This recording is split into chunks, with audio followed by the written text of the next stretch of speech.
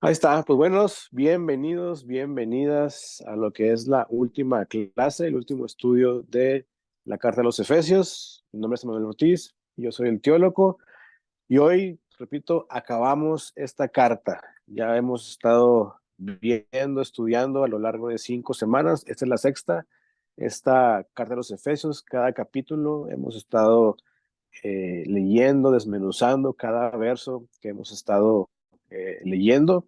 Y pues bueno, hoy toca el último capítulo de la Carta de los Efesios. La semana pasada, como recordarás o como habrás visto en mi canal de YouTube, vimos el intro, vimos la entrada de lo que es el subtemita de someteos los unos a los otros. Como recordarás, eh, como habrás leído, la semana pasada vimos lo que fue someteos en cuanto a las personas casadas, a las esposas se sujeten a sus maridos, a sujetarse a ellas y ya, sino que también el esposo, el marido tenía que hacer algo para no nada más la balanza estar desequilibrada, sino que podamos estar equilibrados en la balanza y que el esposo también sirva a su casa, sirva a su esposa. Decíamos la semana pasada que ame a su esposa como Cristo amó a su iglesia, de tal manera que incluso pueda autosacrificarse en lo que él quiere, en lo que él desea, en su ego de ser humano, sacrifique todo eso para que pueda complacer a su mujer, cuidar a su mujer, amar a su mujer y sobre eso pues tener un matrimonio correcto y equilibrado para al final del día ser un matrimonio que glorifique a Dios, que dé toda la gloria y alabanza a Dios por medio de sus actos en la intimidad, en lo interno dentro del hogar, para que esto también pueda verse reflejado fuera del hogar, en la sociedad, en público. Entonces, esa fue la introducción que vimos la semana pasada acerca del matrimonio. Hoy vamos a ver acerca de los hijos y también acerca de los siervos, tanto hijos como padres, padres e hijos, como también siervos y amos, amos y hijos, ¿ok? Entonces vamos a arrancar lo que es el verso 1 del capítulo 6 para arrancar con nuestro estudio bíblico de este último capítulo de la carta a los Efesios. Dice el verso 1: Hijos, obedeced en el Señor a vuestros padres. ¿Por qué? Porque esto es justo. Dice verso 2: honra a tu padre y a tu madre, que es el primer mandamiento con promesa. Ahora, hay una diferencia entre obedecer y honrar, ¿ok? Obedecer significa cumplir lo ordenado, cumplir la instrucción que te dieron, que me dieron a mí. Honrar significa mostrar respeto y amor, ¿ok? Entonces, los hijos no están obligados a desobedecer a Dios en obediencia a sus padres. A los hijos adultos se les pide que se subordinen a padres dominantes. Los hijos van a obedecer hasta que dejen de estar bajo el cuidado de sus padres, pero la responsabilidad de honrarlos es para siempre. La semana pasada, si recuerdas también, hablábamos del mandamiento que dio Dios en Génesis y que también aquí Pablo lo recuerda en el capítulo 5, ¿no? Dice el versículo 31: por esto dejará el hombre a su padre y a su madre y se unirá a su mujer y los dos serán una sola carne. Entonces los hijos a, vamos a obedecer, estamos obligados a obedecer a nuestros padres hasta que dejemos de estar bajo el cuidado, bajo la tutela de nuestros padres. Pero ojo, la responsabilidad de honrarlos es para siempre. Ahora, el obedecer y el honrar, ya cuando tú estás casado, cuando tú sales de tu casa, ya vas a pasar por un filtro lo que tus padres te digan, ya no para obedecerlos al 100%, sino va a haber un filtro. Ahora, ¿por qué te digo esto? Hay padres, hay madres que quieren meterse y inmiscuirse en lo que es el matrimonio, cuando ellos pues ya están viviendo su vida matrimonial, ya tienen sus años de casados y demás, pero ellos quieren meterse en lo que es el matrimonio. Y tal vez te van a dar muchos consejos, muchas aportaciones, pero también dependiendo, y a diferencia de lo que es el contexto cultural que ellos tuvieron, de sus abuelos, de sus padres, y llegó a ellos. Recordemos que anteriormente la cultura era un tanto machista, ¿no? El padre de familia era, pues aquí nada más mis chicharrones truenan, es lo que yo diga, como yo diga, cuando yo diga, y punto. La mujer va a estar solamente haciendo lo que yo le diga, cuando yo le diga, debo de llegar y que ya esté listo todo, debe estar la casa limpia, etc. Anteriormente era algo muy marcado así. Entonces, digo yo ahora, podemos hacer ese filtro, ese primer filtro nosotros al ya estar casados, porque tal vez nuestros padres van a querer darnos un consejo que tal vez ya no es para nuestra época, ¿no? Que tal vez ya no es para nuestra cultura y ellos van a querer intentar dar consejos, tal vez muchas veces de buena manera, de buena intención, pero que ya no es esa figura machista del patriarcado, ¿no? Como antes se hacía o como antes se veía. Entonces, ya cuando tú estás casado, ya tú haces un primer filtro de lo que se te está eh, dando tu padre, tus padres, en cuanto a un consejo o algo, pero obviamente tú puedes, ya en base a ese filtro, puedes o no puedes llevarlo a cabo. Pero la honra a tus padres siempre va a ser. La honra a tus padres es para siempre, aunque ya hayas salido de tu casa porque te fuiste a vivir de forma independiente de tus padres o porque te fuiste, te casaste y te saliste ya de casa, ¿ok? Entonces ya la obediencia ya no es ley para ti, más sin embargo, la responsabilidad de honrarlos es para siempre, ¿ok? Y a ti y a mí nos conviene. ¿Por qué? Porque dice la palabra que es el primer mandamiento con promesa. Entonces, si tú quieres tener largos días aquí en la tierra, si tú quieres vivir mucho tiempo aquí en la tierra, pues entonces obedece a tu padre y a tu madre. Honralos sobre todo, ¿ok? Te repito, es el primer mandamiento con promesa y solamente por conveniencia a ti y a mí, nos conviene seguirlos honrando hasta que ellos dejen este plano terrenal. Ahora, verso 3 dice, para que te vaya bien y seas de larga vida sobre la tierra. Y vosotros padres no provoquéis a ira a vuestros hijos, sino criadlos en disciplina y amonestación del Señor. Ok, nuevamente vemos las dos partes. Otra vez vemos que no es nada más el hijo con el padre, no, también vemos ahora que es el padre también con el hijo. ¿No? Ya vimos que el hijo debe obedecer a los padres. Pero ahora también vemos que los padres, nosotros como padres, no provoquemos a ir a vuestros hijos, sino criarlos en disciplina y amonestación, ojo, del Señor. ¿Ok? Porque muchas veces queremos disciplinar y tal vez si tuvimos un mal día en el trabajo, tal vez si nos peleamos en casa o demás, muchas veces lamentablemente y erróneamente queremos desquitarnos con el hijo y queremos disciplinar al hijo, no en el Señor, como aquí dice Pablo, sino en mi enojo, en mi frustración, en mi ira. Quiero castigarlo, quiero disciplinarlo, quiero tal vez hasta golpearlo, no por tanto lo que haya hecho él o ella como hijos, sino porque yo ando molesto, ando caliente, ando encendido, y cuando hace algo mi hijo, mi hija, aprovecho rápido para entonces desquitar mi ira, desquitar mi enojo. Y no debe ser así, dice la palabra que podemos amonestarlos en disciplina y amonestación del Señor. Entonces, si nuestra fe en Cristo es real, pues por lo general se probará en el hogar, en nuestra relación con quienes nos conocen mejor, ¿ok? Por ejemplo, si yo quisiera saber cómo es alguien de ustedes como padre o como madre, no puedo preguntarles directamente a ustedes para ver, no puedo llegar con ustedes y decirles, oye, fulanito de tal, ¿cómo eres tú como padre? ¿Cómo eres tú como madre? Porque tal vez yo puedo ponerme cosas de más y decir que soy un padre bien buena onda, bien chido, bien padre, o una madre igual, y en realidad pues no lo soy. Entonces, si yo quiero conocer a alguien realmente cómo es, por ejemplo, como padre, a quien yo debo de preguntarle entonces es a los hijos de esa pareja, ¿ok? Si yo quisiera saber cómo es fulanito de tal como esposo, no puedo preguntarle a él. A quien debo preguntarle es a su esposa para ver cómo es él en realidad. Y viceversa, si yo quiero saber cómo es alguien como esposa, debo preguntar al esposo. Entonces, si yo quiero saber cómo es alguien como padre, en este caso, debo de preguntarle a los hijos.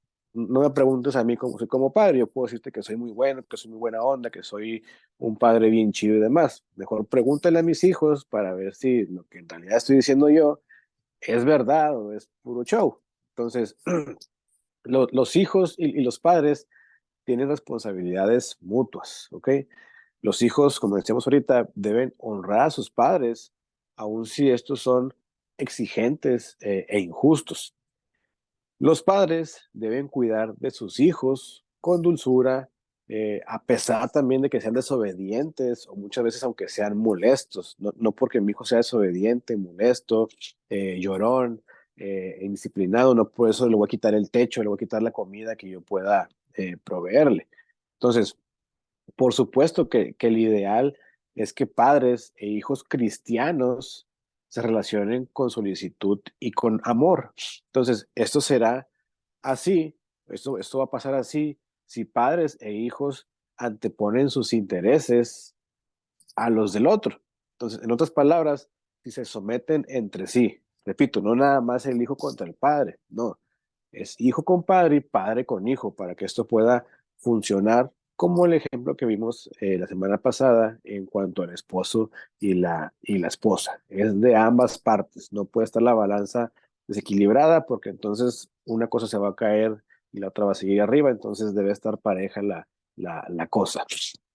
Ahora, dice el 3 para que te vaya bien y seas de larga vida sobre la tierra. Entonces, incluso algunas sociedades honran a sus ancianos y también los respetan su sabiduría, respetan su consejo y dan diferencia a su autoridad y buscan su comodidad y satisfacción de las personas ya adultas.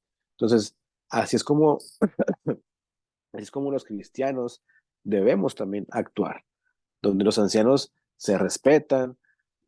La larga vida es una bendición para nosotros, no es un peso. Te repito, es el primer mandamiento con promesa. Hónralos para que te vaya bien y para que seas de larga vida sobre la tierra. Ahora, dice el 4, y vosotros padres no provoquéis a ir a vuestros hijos, sino criadlos en disciplina y en amonestación del Señor. Entonces, el propósito de la disciplina de padre, la disciplina paterna, es ayudar en el crecimiento de los hijos, no herir, no desanimarlos, no darles el bajón a nuestros hijos. No. Entonces, la paternidad obviamente no es fácil, ¿no? Requiere de mucha paciencia para formar a los hijos en amor. Obviamente por ahí dicen, no, pues es que nadie me enseñó a ser padre. Y es realidad, ¿no? Es la realidad. Nadie llega a, al ginecólogo a ver que su esposa está embarazada y ya te dan un libro, un manual de cómo ser padre. Nadie nos enseña a ser padres. Todos vamos aprendiendo conforme la marcha. Y yo también podemos aprender conforme la experiencia, ¿no? Si yo tuve un padre malo, pues tal vez yo pueda aprender en base a esa experiencia lo que no debo ser, lo que no debo hacer, lo que no debo decir para con mis hijos, porque ya tuve un mal ejemplo en mi vida con mi padre. O si mi padre fue bueno, entonces también yo puedo agarrar ese ejemplo y practicarlo con mis hijos para ahora yo como padre que soy. Entonces, la frustración, el enojo, no deben motivarme a mí, como te decía ahorita, a disciplinar a mis hijos. En cambio, tú y yo como padres, o lo que somos aquí padres, debemos actuar en amor, tratando a nuestros hijos como Cristo también trató a las personas que amó. Entonces, esto es vital en el desarrollo de los hijos y en el concepto que tengan del Señor. Pero te repito, si tú y yo andamos nada más castigando, golpeando, quitando cosas como ciertos castigos, pero que en realidad no lo son, que en realidad son cosas más porque estoy molesto yo como padre por mi trabajo, por mi familia, por lo que pasó allá afuera, lo que sea, entonces no estoy dando una disciplina y una amonestación en lo que es en el Señor, sino que estoy usando recursos de mi molestia, de mi enojo, de mi frustración, de lo que sea, y desquitándome contra ellos. ¿Ok? Entonces, eso es lo que no debemos de hacer. Dice la palabra en el verso 5: siervos, obedeced a vuestros amos terrenales con temor y temblor, como, con sencillez de vuestro corazón, como a Cristo. Los esclavos jugaron un papel importante en la cultura romana.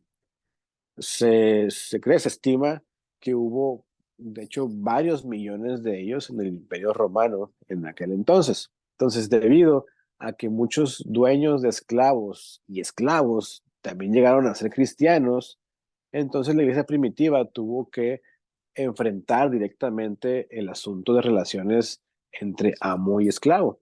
Entonces, la declaración de Pablo no condena la institución de esclavitud. Más bien dice a los amos y a los esclavos también el cómo vivir juntos en una casa cristiana, en un hogar cristiano, en una sociedad cristiana. En los días de Pablo, tanto las mujeres, los hijos, los esclavos tenían muy pocos derechos. Entonces, en iglesia, sin embargo, ellos disfrutaban libertades que la sociedad les negaba. Entonces, Pablo dio direcciones firmes a los responsables de estos grupos, lo hemos visto, de esposos, padres y amos. ¿Ok? Entonces, de hecho, si recuerdas la carta, si has leído la carta Filemón, también fue una charla entre un amo y un esclavo, ¿no? Un esclavo se va, se retira de su hogar, va a toparse allá con Pablo. Pablo lo encuentra, Pablo se da cuenta que venía de con él porque algo pasó en su historia. Pablo manda una carta con ese esclavo y le dice, oye, lleva esta carta a él y ahí viene todo lo que él tiene que saber, ¿no? Entonces, por eso que él recibe a ese esclavo, aunque tal vez pudiéramos creer o pensar, imaginar que él había robado, que se había metido con sus cosas y demás, y por eso él había huido.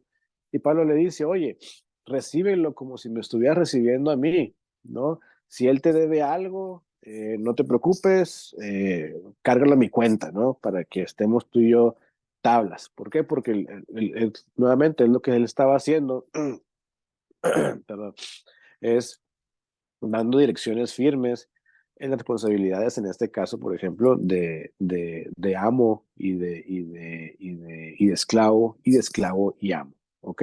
Entonces, es por eso que también nos habla acerca de los esclavos y los amos. Dice el verso 6: no sirviendo al ojo como los que quieren agradar a los hombres, sino como siervos de Cristo, de corazón, haciendo la voluntad de Dios, sirviendo de buena voluntad como al Señor y no como a los hombres.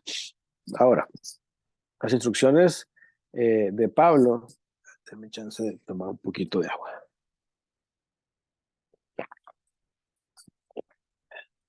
Estas instrucciones, estas indicaciones de Pablo estimulan la responsabilidad y la integridad en el trabajo. ¿Ok? Los empleados cristianos, yo como empleados cristianos, deberíamos cumplir con las tareas como si Cristo fuera el supervisor que tenemos ahí en el área, en el trabajo, en la oficina, donde sea. Y los empleadores cristianos, los jefes cristianos, los dueños de las empresas cristianas, los directores de las empresas cristianas, deberían tratar a sus empleados con amabilidad y con respeto. Ahora, quiero hacer hincapié en esto, en que tanto empleados cristianos como empleadores cristianos. Obviamente no es una regla general porque seguramente trabajas en alguna empresa, en alguna fábrica, lo que sea, en donde el dueño, el director, el jefe no es cristiano y obviamente va a haber puede haber dificultades, puede haber injusticias dentro de tu área laboral. Pero cuando un empleado es cristiano y cuando un empleador, cuando un dueño, cuando un gerente, lo que sea, es también cristiano, entonces ambos deberían tratar, bueno, ellos, los empleadores, deberían tratar a sus empleados con respeto, con amabilidad, hablarles bien, no hablarles con groserías, no estarlos denigrando, etcétera. ¿Ok? Entonces, ahora a ti y a mí se nos ha confiado una tarea en la que tú y yo debemos de hacer lo mejor que podamos hacer cuando nuestro jefe no está, pues entonces hagámoslo, ¿no? Porque muchas veces también, por ejemplo, eh, alguien está haciendo nada en el trabajo, está perdiendo el tiempo y cuando llega el jefe, cuando está llegando el jefe, agarra así sus cosas y se pone a trabajar y en realidad pues estás perdiendo el tiempo como empleado. Ahora, repito y recalco, como empleado cristiano, ¿no? ¿Por qué? Porque lo que se espera de un empleado cristiano es que trabaje, haga sus responsabilidades, haga su chamba y se retira a su hora de salida. Obviamente, quien no es cristiano, pues eso le va a valer gorro y va a hacer o va a dejar de hacer lo que él quiera, lo que él piense, y cuando ya esté el jefe por ahí cerquita, ya sí se pone a trabajar. Pero tú y yo como cristianos debemos de poner el ejemplo en todo y hacer lo que nos toca hacer cuando está o cuando no está el jefe, cuando nos están o no nos están viendo, debemos de trabajar. Ahora, trabajar duro, con entusiasmo, es lo que debemos de hacer. ¿Lo estamos haciendo o estamos trabajando a la y se va, ¿no? Ahora, si tú tienes la bendición de tener un negocio, una empresa, lo que sea, y tienes empleados a tu cargo, ¿tratas a esas personas, a esos empleados como personas o les tratas como máquinas, como a robots? Entonces, recuerda que no importa para quién trabajemos, ni quién trabaja para nosotros. La única persona a la que en verdad debemos querer agradar es a nuestro Padre Celestial. Entonces, cumplamos tú y yo también con la función de empleados o de empleadores. Repito, si alguien tiene aquí la bendición de tener un negocio, empresa o lo que sea, sé tú alguien que haga el cambio a las empresas a tu alrededor, ¿no? Tú como cristiano, sé un ejemplo y trátalos como personas, como seres humanos, no como robots, no como máquinas, no como animales. Trátalos como personas que son con, eh, con, esa, con ese entendimiento de que Pablo nos está diciendo que debemos de hacerlo de cierta forma. Todo esto para agradar a Dios, ¿ok? Ahora, verso 9. Y vosotros, amos, haced con ellos lo mismo. Bueno, desde el 8 lo brinqué. Sabiendo que el bien que cada uno hiciere, ese recibirá del Señor, sea siervo o sea libre. Y vosotros, amos, haced con ellos lo mismo, dejando las amenazas, sabiendo que el Señor de ellos y vuestro está en los cielos y que para Él no hay acepción de personas. Entonces, aunque los cristianos pueden estar en diferentes niveles en la sociedad humana, al final del día somos iguales delante de Dios, ¿no? Él no tiene favoritos, no es como que, mira, mi hijo es gerente, es director de una empresa, él es mejor que el otro que es un ayudante general o que es un empleado general, no. Él no tiene favoritos en esa onda. Nadie es más importante que el otro. Como te decía ahorita, la carta de Pablo a Filemón destaca el mismo punto. Filemón, que era el amo, y Onésimo, que era el esclavo. Al final del día, digo, Pablo manda la carta y al final del día ellos eran hermanos delante de Dios, no era el jefe y era un super líder, no, al final del día amos y esclavos dentro de la iglesia, dentro de la familia de Dios, son hermanos delante de él y son iguales. No es que Filemón era más crack, más fregón que Onésimo, no, al final del día en la familia de Dios ambos eran iguales. ¿No? Entonces te repito, como decía ahorita, Pablo manda la carta a Filemón y le dice, ¿sabes qué? Olvídate de lo que te debía, de lo que te hizo, lo que fuera, olvídate de que tú eres superior a él, recíbele como si me estuvieras recibiendo a mí en persona, si algo te debe, anula esa deuda, ya que tú me debes más, etcétera. Entonces, ahora tú y él, tú, Filemón y Onésimo van a ser cuates, van a ser hermanos, obviamente, sin faltar el respeto ni las responsabilidades uno con el otro, de tanto Filemón con Onésimo, de Onésimo con Filemón. Ok, entonces vimos ya en estos versículos lo que es lo que es el someterse y el cómo debemos de hacer, cómo debemos de guiarnos, de dirigirnos los unos a los otros, tanto esposos, tanto esposa y esposo, tanto hijos y padres, como siervos y amos. ¿Ok? Ahora, siguiente subtema, dice la armadura de Dios, versículo número 10. Y dice, por lo demás, hermanos míos, fortaleceos en el Señor y en el poder de su fuerza. Vestíos de toda la armadura de Dios para que podáis estar firmes contra las acechanzas del diablo. Porque no tenemos lucha contra sangre y carne, sino contra principados, contra potestades, contra los gobernadores de las tinieblas de este siglo, contra huestes espirituales de maldad en las regiones celestes. Ahora, en la vida cristiana batallamos, luchamos en contra de fuerzas malignas que son poderosas, ¿no? Y estas fuerzas malignas están encabezadas por Satanás, ¿no? Que es un luchador que está ahí eh, poniendo gorro día y noche, noche y día. Entonces, para contrarrestar sus ataques, debemos depender de la fortaleza de Dios y usar cada pieza de la armadura. Entonces, Pablo no solo da ese consejo a la iglesia, ¿no? Al cuerpo de Cristo, sino también a cada individuo dentro de la iglesia, dentro del cuerpo de Cristo. Entonces, todo el cuerpo necesita armarse.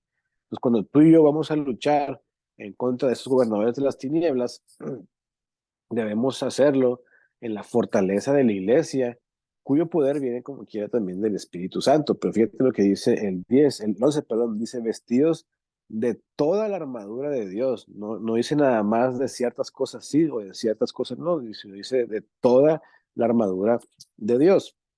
Y dice el verso 12, porque no tenemos lucha contra sangre y carne, sino contra principados, contra potestades, contra los gobernadores de las tinieblas de este siglo, contra huestes espirituales de maldad de las regiones celestes. Entonces, estos gobernantes malignos, estos seres satánicos y príncipes de las tinieblas, no son personas, eh, sino son espíritus, ¿ok? Espíritus que se fueron así que del lado, de la contra, ¿no? De nosotros, del lado del enemigo. Entonces, enfrentamos un ejército poderoso que tiene por meta destruir a la iglesia de Cristo. Entonces, cuando creemos en Cristo y nos unimos a su iglesia, estos seres, estos espíritus, vienen a ser nuestros enemigos directamente y emplean todo tipo de cosas para apartarnos de Cristo y hacernos pecar o hacernos caer otra vez. Ahora, si lo has vivido muy seguramente, cuando tú te volviste cristiano, creyente, discípulo, muchas cosas empezaron a pasar en tu entorno, en tu alrededor, te empezaron a negar, te empezaron a tachar de religioso, del hermano, la aleluya, además, empezaron a sucederte cosas, tal vez te corrieron del trabajo, tal vez te amonestaron injustamente, etcétera. ¿Por qué? Porque son cosas que el enemigo, obviamente a él no le gusta, no le va a gustar que tú y yo seamos bendecidos por Dios. Obviamente a él no le va a gustar que el ejército de Dios tenga un soldado más dentro de sus filas. Entonces lo que va a hacer él es ponernos gorro día y noche, noche y día, para que nosotros pensemos que fue una mala decisión seguir a Cristo y volver atrás y volver a hacernos pecar de nuevo. Entonces, aunque estamos tú y yo seguros de la victoria que hay en Cristo, como quiera tú y yo debemos de batallar, debemos de hacer frente hasta que Cristo venga. ¿Por qué? Porque Satanás lucha constantemente en contra de todos los que están del lado del Señor. Entonces tú y yo requerimos de poder sobrenatural para vencer al enemigo.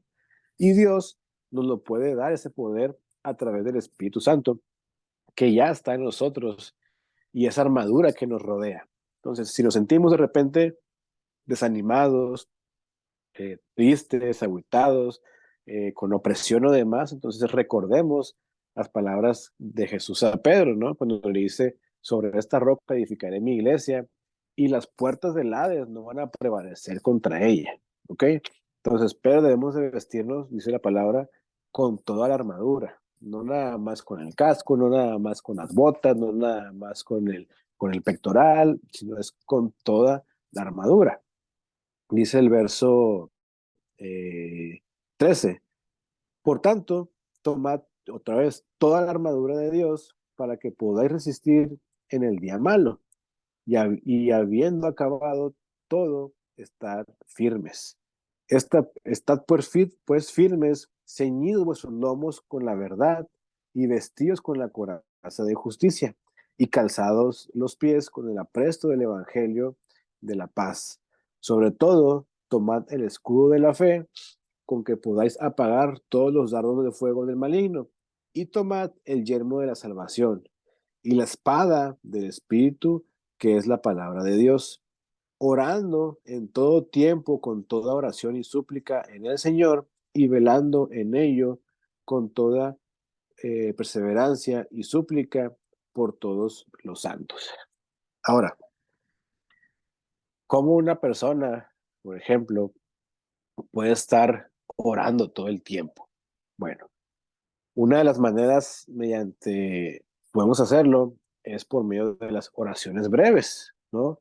Que puede ser una respuesta habitual para cada situación que enfrentamos tú y yo cotidianamente, ¿no? Llega a pasar algo, eh, llegamos a ver, a escuchar algo, llegamos a sentir algo y sobre eso podemos estar orando. Ahora, no es orar literalmente 24/7, ¿no? Pero sí por cada situación que nos pasa en el día, porque estamos comiendo, porque estamos vivos, porque amanecemos un día más, porque tenemos trabajo, porque vemos a nuestros seres queridos llamados, porque pasó un accidente tal vez al coche o al autobús de enseguida y agradecemos el que no nos haya tocado ninguna desafortunada en ese trayecto a casa o al trabajo. Entonces, cosas pequeñas, cosas tú y yo podemos agradecer y estar orando eh, todo el tiempo. Digo, literalmente no todo el tiempo 24/7, pero sí podemos estar orando por cada situación, cada cosa que pase en nuestro alrededor en el día a día. Ahora, otra forma de hacerlo es ordenar nuestras vidas alrededor de los deseos de Dios y de sus enseñanzas, ¿ok? Al grado entonces de que toda mi vida viene a ser una oración, ¿ok? Entonces, no ocupamos aislarnos de otras personas ni de las actividades diarias para estar orando sin cesar. Con lo que nos pasa, con lo que vemos, con lo que vivimos día a día, podemos esto tomarlo y agradecerle a Dios, orar, tener peticiones, estar intercediendo por la gente, entonces podemos agarrar cualquier cosa para estar orando sin cesar. ¿Ok? Entonces podemos convertir la oración en nuestra vida y nuestra vida también en una oración mientras estamos viviendo en un mundo que necesita la influencia poderosa de Dios. Cuando habla de súplicas por todos los santos, significa orar por los creyentes en Cristo, también orar por los cristianos que conocemos tú y yo, y también por la iglesia local, la iglesia general, si tienes alguna organización, y o también por la iglesia alrededor del mundo, no nada más centrarnos en una iglesia local pequeña, sino también hacerlo en general. ¿Ok? Ahora, esta onda en cuanto a lo que es la armadura de Dios. La armadura de Dios para nosotros, ya lo leímos aquí, dice por el 13, por tanto, tomad toda la armadura de Dios para que podáis resistir en el día malo y habiendo acabado todo, estar firmes. Entonces, estad pues firmes, ceñidos vuestros lomos con la verdad y vestidos con la coraza de justicia y calzados los pies con el apresto del evangelio de la paz. Sobre todo, tomad el escudo de la fe con que podáis apagar los dardos del enemigo y tomad el yelmo de la salvación y la espada del Espíritu, que es la palabra de Dios. Entonces, tú y yo luchamos, te decía ahorita, en una guerra espiritual. Y todos los creyentes se ven acosados por los ataques de Satanás. No es nada más unos sí, otros no, es todos. ¿Por qué? Porque ya no pertenecemos al bando de Satanás. ¿Okay? Entonces, sin embargo, Pablo nos dice que usemos cada pieza de la armadura. Te digo, no dice nada más que usemos ciertas piezas, dice que usemos toda la armadura, ¿ok? De Dios para poder resistir los ataques del enemigo y permanecer firmes aún en medio de esos ataques, ¿ok? Entonces nos dice que utilicemos, por ejemplo, el cinturón, ¿no? Lo que es la verdad. Satanás lucha con mentiras y algunas veces estas mentiras parecen ciertas, parecen verdades. Entonces, pero solamente los creyentes tienen la verdad de Dios que puede derrotar esas mentiras que venga a traer el enemigo. Ahora también nos dice que la coraza de justicia.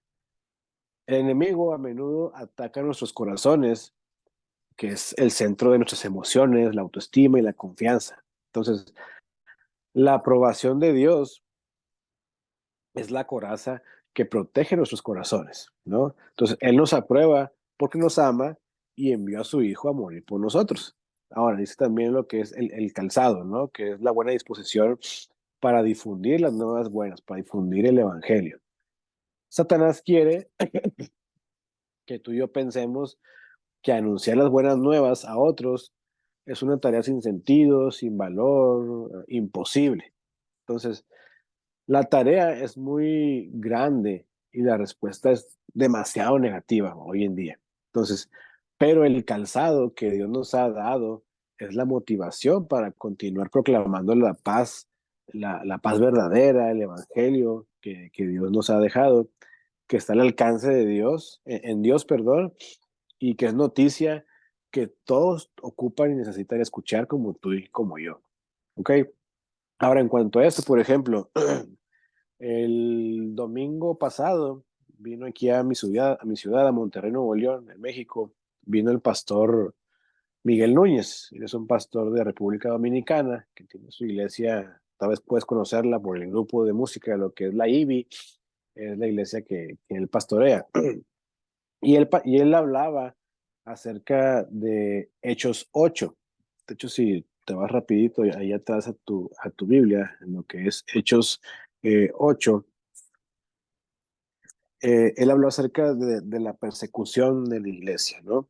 Entonces, si recuerdas los evangelios, antes de Jesús retirarse de este plano terrenal, Jesús les dice, vayan y hagan discípulos a todas las naciones, ¿no? A Judea, Samaria, Jerusalén, a los confines de la tierra. Pero les dice, pero aún no se vayan. Ustedes tienen que primero esperar a que el Consolador, esperar a que el Espíritu Santo venga a ustedes. Yo me tengo que ir, pero no los voy a dejar huérfanos. Va a venir el Espíritu Santo, el Consolador, y Él los va a capacitar para que ahora sí ustedes puedan hacer la tarea de compartir, de predicar el Evangelio, de ser discípulos por todas partes. ¿Ok? Entonces vemos ya en Hechos, capítulo 1, ya con la iglesia del primer siglo, agarrando forma. Después vemos en el capítulo 2 de Hechos lo que es el Pentecostés, cuando ya el Espíritu Santo viene a nosotros, nos capacita, los capacita en su momento y nos instruye para así poder hacer la función que Jesús les había dado a hacer, la chamba, el trabajo que Jesús les había dado a hacer. Pero pasa el capítulo 3, la iglesia seguía estática, pasa el capítulo 4, el 5, el 6, el 7, y la iglesia seguía todavía ahí sin hacer nada. Entonces, ¿qué pasa? Llega el capítulo 8, si ves ahí en tu Biblia, dice Saulo persigue a la iglesia. Entonces, Dios en su providencia, Él hace, ok, ustedes no quieren salir a hacer la chamba, ustedes no quieren salir por las buenas, bueno, pues entonces no se preocupen, yo les ayudo a que ustedes empiecen a salir a otras partes a compartir el Evangelio y a hacer lo que Jesús les había dicho. Dice el capítulo 8 de Hechos, dice, y Saulo consentía en su muerte en aquel día, hubo una gran persecución, ojo ahí, una gran persecución contra la iglesia que estaba en Jerusalén. Entonces, capítulo 2, 3, 4, 5, 6 y 7, la iglesia todavía estaba permaneciente en Jerusalén. Dice, y todos fueron esparcidos por las tierras. Después de esta persecución, ahora sí empiezan todos a ser esparcidos por la tierra ¿de dónde? De Judea y de Samaria. Salvo quienes, salvo los apóstoles y hombres piadosos, llevaron a enterrar a Esteban. Antes de esto, pues fue la muerte de Esteban. Y dice el verso 3 del 8, dice, y Saulo asolaba la iglesia y entrando casa por casa arrastraba a hombres y a mujeres y los entregaba en la cárcel. Entonces, vemos cómo Dios en su providencia usa a Saulo de Tarso para perseguir a la iglesia, para que ellos ahora sí pudieran salir de Jerusalén a Judea y Samaria, como estaba ya dicho suscitado por Jesús, y ahora sí empezaran ellos a compartir el evangelio, a llevar la palabra de Dios, a compartir las buenas nuevas, y ahora sí empezar a ser discípulos. Entonces dice Dios, ¿no quieren salir ustedes? Bueno, entonces yo voy a usar a gente para que ahora sí ustedes salgan, ¿ok?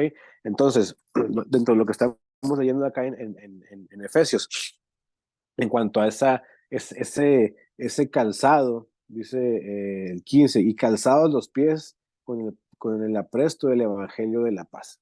Entonces, con esta buena disposición de difundir las buenas nuevas, tú y yo debemos de utilizar ese calzado y salir y hacer labor, hacer función.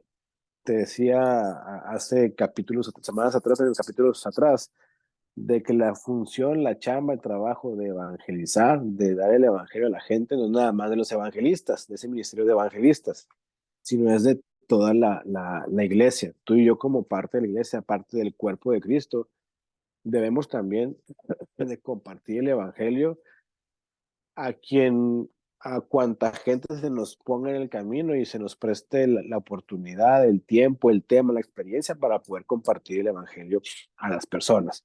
No es nada más exclusivo del evangelista, es tanto de pastores, de maestros, es de evangelistas, es de ti, de mí, como parte del cuerpo de Cristo, como parte de brazos, de hombros, de piernas, de pies, de pantorrillas, que somos como parte del cuerpo de Cristo. A todos nosotros nos toca hacer función de evangelismo en la iglesia. Entonces vemos en el ejemplo que vimos ahorita del capítulo 8 de Hechos, vemos cómo Dios forza a la iglesia a poder ser iglesia en otras partes, no nada más en Jerusalén, sino los lleva a ser ahora sí que en Judea, en Samaria y hasta lo último de la tierra, y hoy en día también junto contigo y conmigo nos está llevando a ser iglesia en otras partes. Ahora también está lo que es el escudo de la fe.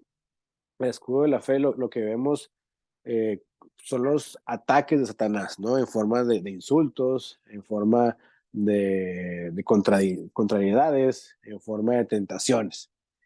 Pero el escudo de la fe nos protege de los dardos de fuego que arroja el maligno. Entonces, con la perspectiva de Dios, tú y yo podemos ver más allá de nuestras circunstancias y tener presente que la victoria final es nuestra, ¿ok? Satanás ya sabe cuál es su futuro, ya sabe cuál va a ser su destino final. Él ya lo sabe, él ya lo conoce, ¿no? Si se le olvida, él puede ir a ese Apocalipsis y saber, entender y leer cuál es el final de él, ¿ok? Y recordemos que Apocalipsis nos habla al final de que quien inaugura el lago de fuego es Satanás. Entonces, Satanás ya sabe que él está destruido. Esto que está pasando ahorita es un tiempo extra que él tiene de chance, ¿no? Pero él ya sabe que está destruido.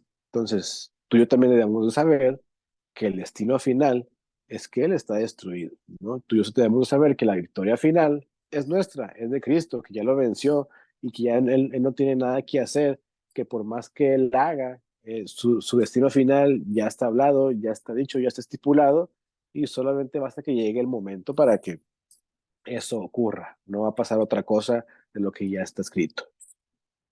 Ahora, también nos habla de lo que es el yelmo de la salvación. Satanás quiere que dudemos de Dios, ¿no? De Jesús y de nuestra salvación también. Entonces, el yelmo protege nuestras mentes de poner en duda esa obra salvadora y redentora que Dios efectuó a través de Jesús a nuestro favor, ¿ok? Para eso sirve el yelmo de la salvación. Ahora, también nos habla de lo que es la espada, ¿no? el espíritu, lo que es la palabra de Dios. La espada, si te das cuenta, es la única arma ofensiva en esta lista de la armadura. Todo es para protegernos. Todo lo que hablamos ahorita anteriormente es para protegernos. La única que tenemos como herramienta de ofensiva es la espada, ¿no? Lo que es la palabra de Dios. Entonces, tú y yo debemos de tener conocimiento de lo que la palabra dice, de lo que es lo que ella me enseña, de lo que es bueno, de lo que es malo, de cómo debo guiarme, de cómo debo ser, de cómo debo dirigirme en mi vida. Y como lo vimos ahorita en el segundo capítulo 6, tanto en mi vida eh, esposo y esposa, tanto en mi vida de padre e hijo, y en mi vida de siervo y amo. ¿Ok?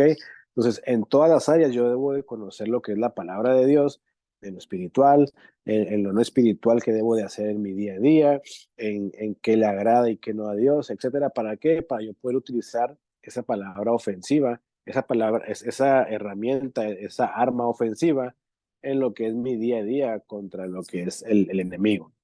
Si yo no conozco la Biblia, entonces no voy a poder tener una buena ofensiva en mi día a día. Por ejemplo, y te decía ahorita versos antes, el diablo utiliza muchas cosas que parecen verdad y o que pueden ser verdad para transgiversar las cosas. Un ejemplo muy claro, Mateo 4:4, cuando Satanás, el Espíritu Santo lleva a Jesús al desierto y ya estás para hacer tentación a Jesús, ¿no? Que le dice, oye, pues si de verdad eres el Hijo de Dios, pues la palabra dice, ¿no? Que tú puedes convertir esas piedras en pan. Oye, si de verdad eres el Hijo de Dios, la palabra dice que tú te avientes de esta altura y Él mandará a sus ángeles, ¿no? La palabra dice esto. Entonces, la palabra literalmente y efectivamente decía lo que Satanás estaba diciendo, pero lo que él estaba haciendo era más una eisegesis, ¿no? Que una exégesis. Lo que es la exégesis es el uso correcto de lo que es la palabra de Dios, no es lo que la palabra quiere enseñarme, quiere mostrarme. Exégesis viene de extraer, ¿no? Extraer lo que la Biblia realmente quiere decirme, enseñarme y hablarme. Y lo que es la eisegesis es lo que yo quiero meter a la Biblia, utilizar textos fuera de contextos para hacerlos un pretexto y hacer lo que yo quiera hacer o manipular a como yo quiera manipular. Entonces el enemigo, Satanás, estaba diciendo cosas reales que la Biblia dice, ¿no? Pero Jesús también conociendo la palabra de Dios, por ejemplo, le dice, bueno, pero ¿sabes qué? No solamente de pan vivirá el hombre, sino de toda palabra que sale de la boca de él, ¿no? Entonces, a pesar de que Satanás estaba diciendo una verdad de lo que la Biblia dice, estaba utilizándola erróneamente para querer tentar, para querer chantajear, para querer manipular y para querer desorientar a Jesús. Pero Jesús correctamente sabía el uso que debía tener esa porción que Satanás le estaba diciendo, y por eso él le debate, él le reprende con la misma palabra de Dios, pero de una forma correcta. Pero si tú y yo no conocemos la palabra de vecino, cualquier fulano de tal va a querer a nuestras vidas, a nuestra iglesia, a nuestras casas, decir algo que puede parecer cristiano, algo que puede parecer bíblico, y en realidad no lo es. Y si tú y yo no conocemos la verdad de la palabra, entonces podemos creernos lo que ellos nos digan y poder caer en cosas que no deberíamos de caer, en cosas erróneas y demás. ¿Ok? Entonces hay momentos cuando necesitamos emplear la táctica ofensiva contra Satanás. Cuando somos tentados, tú y yo necesitamos confiar en la verdad de la palabra de Dios, porque si no lo hacemos, pues somos presa fácil para el enemigo. Somos corderitos echados en la cueva, en la boca del lobo, del león, del oso, de quien sea, y somos presa fácil para que el enemigo haga y deshaga con nosotros a como él quiera, a como él se le antoje. ¿Ok? Entonces, ahora dice el verso 19,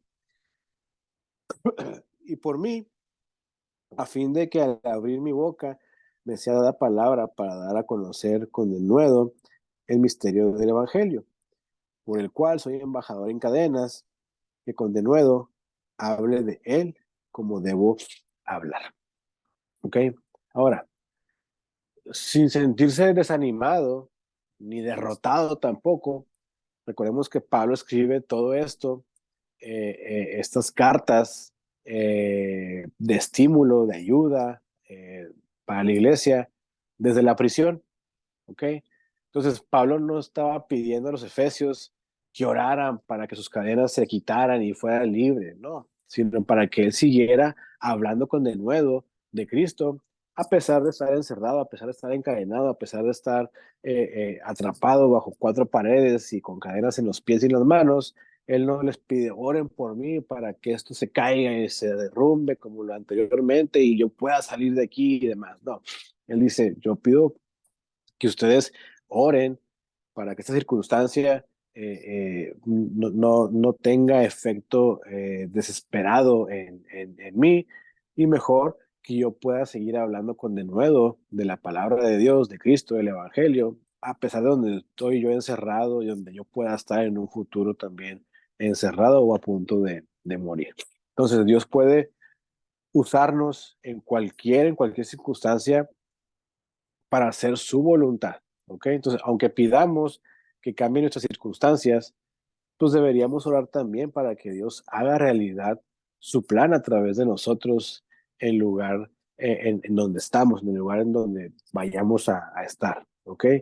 Entonces, conociendo el propósito eterno de Dios para nuestras vidas, no debemos temer a las dificultades que se nos pongan en el día a día, o en la vida, o en el matrimonio, o en el hogar, o en el trabajo, o en donde quiera que estemos o hagamos. ¿Ok?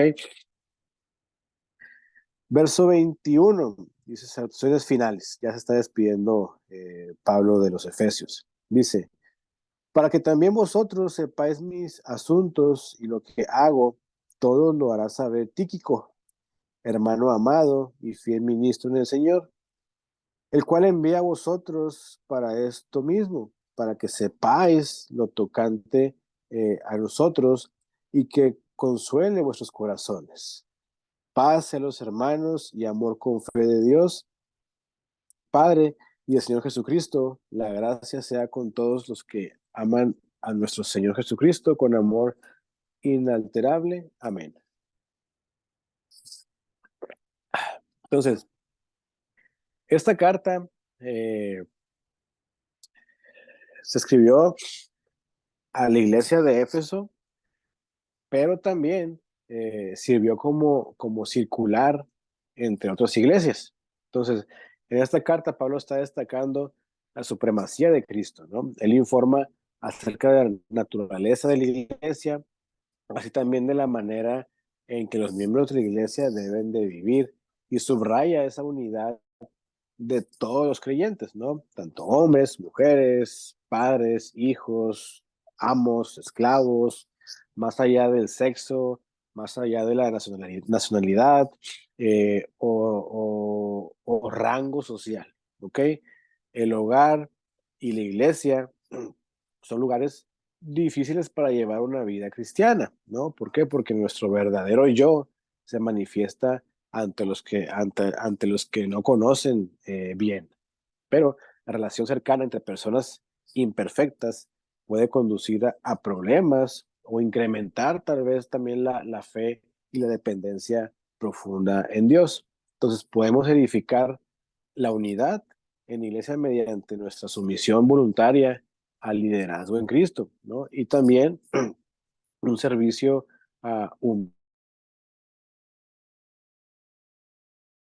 humilde a los demás, ¿ok? Entonces, a lo largo de estos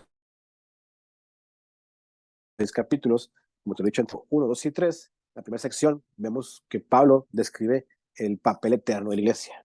Y en los capítulos siguientes, la segunda sección, capítulos del 4 al 6, él explica cómo los miembros de la iglesia deben vivir a fin de lograr la unidad que Dios anhela. ¿Ok? Y pues bueno, es así como damos fin a este estudio de esta carta a los Efesios.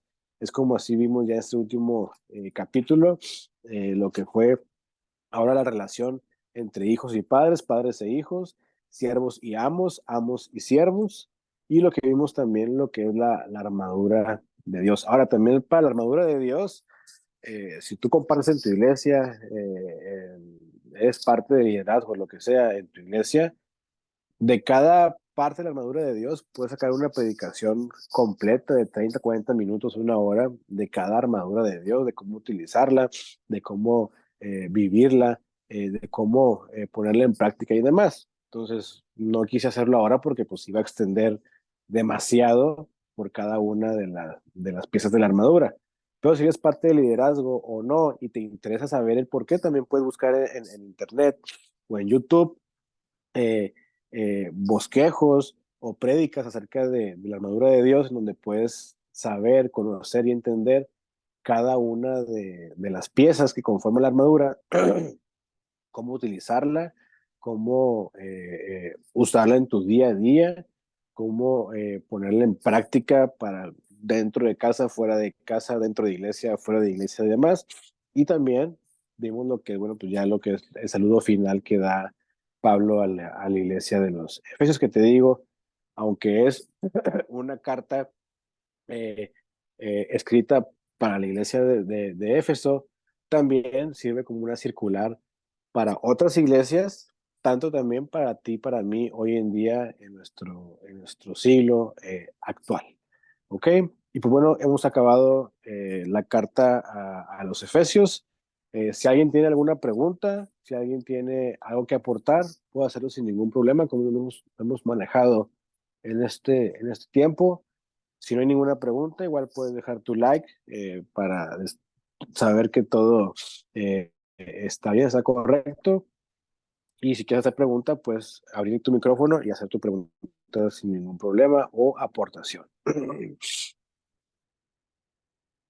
Juan Carlos, todo bien, excelente. Juan Carlos, Carmen, excelente, excelentemente. Bueno, chicos, chicas, pues ha sido para mí un privilegio, un honor, ha sido para mí una bendición haber estado con ustedes en estos 6 semanas, en estos 6 capítulos que vimos de la carta a los Efesios. Espero que sea para ti también de bendición, tanto para ti en lo personal, tanto para tu familia y yo también para tu iglesia, tu grupo de amigos. Espero que lo puedas utilizar, lo que hemos estado aprendiendo. Espero que te lleves algo más de lo que ya sabías tal vez en tu día a día, en tu vida espiritual, en la palabra de Dios. Mi deseo es ese, que hayamos podido aprender algo más, aunque sea un chin más, aunque sea un poquitito más, pero que lo hayamos aprendido con amor, con solicitud, para también poderlo poner en práctica para con los nuestros, para nuestro día a día, tanto fuera y dentro de la iglesia, saber cómo ser un cristiano dentro de la iglesia, saber cómo comportarme, saber acerca de esa unidad que tenemos en Cristo y que somos un cuerpo en Cristo, que todos somos importantes, que si uno se cae, el cuerpo completo se duele y el cuerpo completo tiene que hacer para poder levantar a quien está cayendo, a quien está débil, a quien está dolido, poder levantarlo, no tirarlo a un lado, no hacerlo a un lado, sino poder levantarlo entre todos para llegar a esa unidad, a ese cuerpo de Cristo que tú y yo somos. Y bueno, también algunas indicaciones que nos da Pablo, ¿no? Como en este caso, el capítulo lo que vimos, lo que es la armadura de Dios, saber utilizarla, saber para qué sirve en realidad cada pieza de la armadura de Dios, para saber en qué circunstancias ponerlas en práctica y también como leíamos ahorita, ¿no? Recordemos que nuestra lucha no es contra sangre y carne, ¿ok? No es contra personas, contra seres humanos, sino todo lo que envuelve detrás de las personas, ¿no? Si alguien nos hace enojar, molestar, maldecir incluso y demás, o tener pensamientos que no deberíamos, pero que por lo que está diciendo, haciendo demás, los tenemos, al final del día no es la persona como tal, es todo lo que influye en el ambiente, en el exterior de la persona, que pues es todo este ataque del enemigo que está provocando que la gente haga para sacar de nuestras casillas, para nosotros empezar a pensar cosas que no debemos de hacer, para sacarnos de nuestros quicios y decir y maldecir y echar y deshacer y demás. Entonces debemos de conocer y aprender, ¿no? Y lo que vimos la semana pasada, si tú eres casado, eres casada, si tienes esposo o esposa, el saber cómo someterse esposa a esposo, también el saber cómo amar el esposo a la esposa. ¿Para qué? Para que dentro de ese tema de sometimiento sea una balanza bien equilibrada y no sea una balanza solamente con el peso de un lado, sino saber cómo dirigirnos, comportarnos y llevar un matrimonio que le agrada a Dios, un matrimonio que glorifica a Dios, un matrimonio que exalta a Dios en lo que hace, en lo que deja de hacer, tanto primeramente en el matrimonio, en lo individual, en lo íntimo, como también el matrimonio en general allá afuera, ¿no? Tanto con tus hijos allá afuera, tanto con la sociedad allá afuera, tanto con la iglesia allá afuera, que puedan ellos saber, entender y reconocer que es un matrimonio que es de Dios, que se está haciendo como Dios solicita, y que a ti como esposo y que a ti como esposo tal vez puedan llegarte alabanzas de parte de los hermanos o alabanzas de parte de la gente que está allá afuera, porque haces la forma correcta de amar a tu esposa, de amar a tu esposo, de hacer lo que agrada a uno a otro, de poder llenar el tanque de la persona que hablamos también la vez anterior. Y pues bueno, ¿no? Andad como hijos de luz, esa unidad en Cristo, ese amor que excede a todo conocimiento y demás, pues espero que junto a mí hayas podido aprender un poquito en estas 6 clases que tuvimos, en estos 6 capítulos que tuvimos esos jueves. Y te repito, ha sido para mí un honor, un privilegio, una bendición haber estado contigo cada jueves en este estudio. Espero en Dios el próximo año. El año pasado hice el estudio de Romanos, que también puedes encontrarlo en mi canal de YouTube.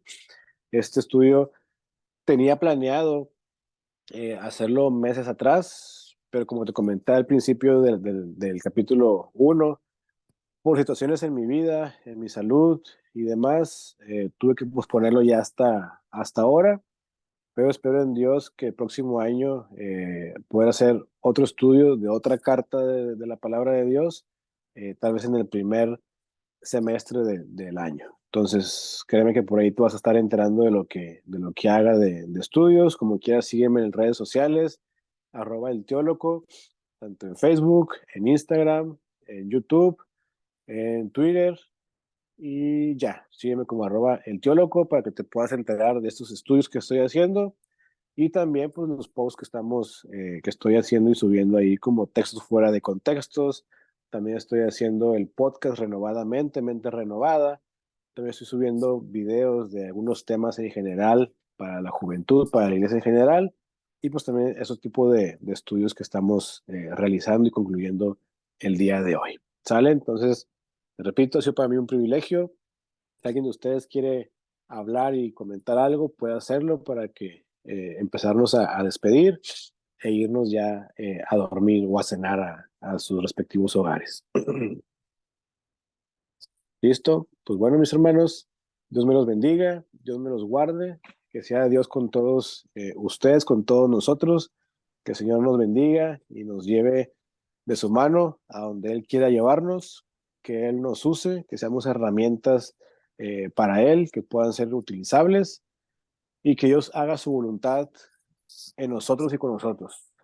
Si Dios quiere que su voluntad sea algo, pues ese algo hagámoslo, ese algo amémoslo y ese algo sigámoslo.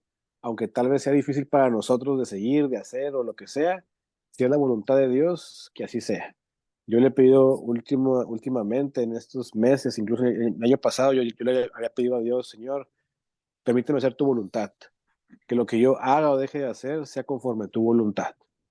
Entonces, creo que Dios, a pesar de esto que tuve, que pasé en esos meses atrás en mi vida, puedo entender que su voluntad se ha estado haciendo en mi vida, ¿no? Y le dije, Señor, si tú me quieres enfermo, así estoy, pero que el tiempo que tú me permitas aquí, hacer algo para ti y por ti.